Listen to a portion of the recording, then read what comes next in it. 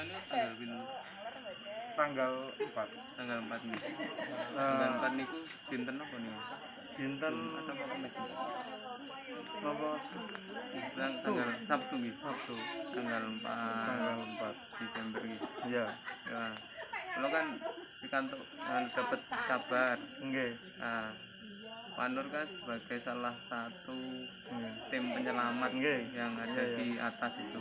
Nggih. Nah, coba diceritakan di daerah mana proses penyelamatannya Iya. itu seperti apa sampai cerita yang sampai ke saya itu cerita yang sangat heroik gitu. Iya, iya. Coba Pak. Ceritanya itu ketika kita kan di sana itu dipercaya sebagai penjaga pos lahar dingin Semeru. Oh, iya. Ketika di rumah pun kita membawai relawan yang jumlahnya 10. Tapi waktu itu Mas, yang lagi aktif 3, yang lainnya mungkin ada kesibukan. Sebelum kejadian itu kita sudah memantau pergerakan lava 3 hari sebelum kejadian. Kita sudah ke lereng Semeru, kita pantau bersama, ya terus terang relawan kita yang menjadi korban. Iya. Yang menjadi korban 2 orang gitu Mas. Waktu itu kita dapat info dari pos pantau, itu kan yang turun itu lahar dingin, bukan lahar panas, bukan awan panas. Setelah itu kita mengecek ke sungai, memang itu lahar dingin datang.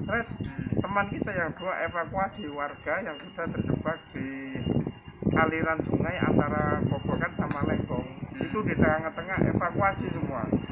Evakuasi. Memang sebelum turun itu saya ingatkan relawan kita yang saya katakan sebagai pahlawan kemanusiaan, karena nggak ada bayaran, nggak ada apa, dia rela mengorbankan demi keselamatan orang sampai saat ini. Jadi saya peringatkan, jangan berani-berani ke aliran sungai dulu, karena ini ketika info datang 25 amak ini kalau terjangan lahar dingin ini cepat, tapi ini agak lambat. Kita memberikan informasi sama Lumajang, ini kok nggak turun-turun Mas lahar dinginnya ini. Saya bilang kemungkinan ini lahar panas. Di daerah Lumajang memberikan respon semoga aman. Ketika relawan kita sudah terjebak mengevakuasi warga dan bekerja kebun di tengah sungai, akhirnya lahar dingin datang tiba-tiba. Relawan kita terjebak di sana, saya memantau di bawah. Biasanya kalau lahar dingin itu warnanya coklat, kok berubah putih. Yang saya waktu pelatihan itu kan itu ada perubahan warna. Jadi saya curiga ini awan panas yang sangat besar.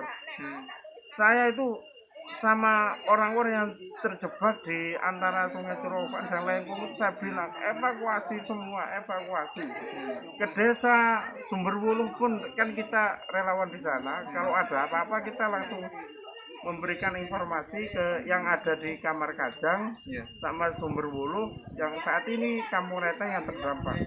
Sebelum kejadian setengah jam kemungkinan.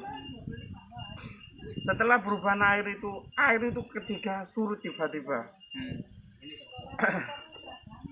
Setelah berapa menit terjangan lahar panas itu mungkin kecepatannya seperti kilat. Saya lari, nggak memikirkan orang-orang yang terjebak karena kita yang penting keselamatan kita sama keluarga. Akhirnya kita menyelamatkan keluarga semua. Kita bawa ke musola. Di musola itu ada sekitar orang 20, laki-lakinya cuma saya sama Pak Ustadz. Dalam keadaan terkurung abu vulkanik yang sangat panas itu. Di sana banyak anak kecil, perempuan pada nangis semua. Saya cuma bisa berpikir kalau seandainya saya sudah terkubur sama anak-anak di sini, saya langsung minta bantuan sama BPBD dan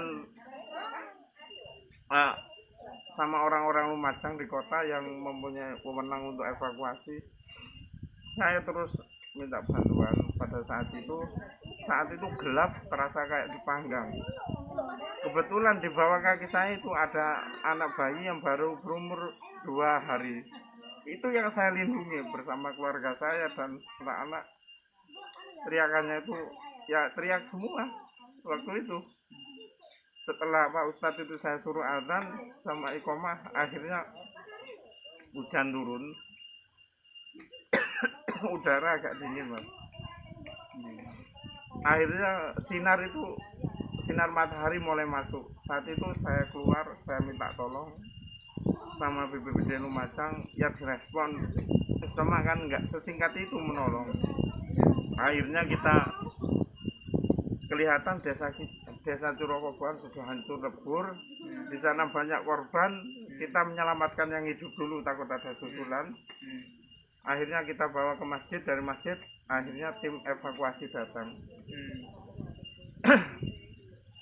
Ya sampai saat ini yang mungkin jadi beban saya sebagai penjaga pos Laringi Semeru, yang menjadi beban saya sebagai tanggung jawab yang saya emban. Kenapa kok sampai banyak korban segini, padahal saya itu teriak sampai habis suara.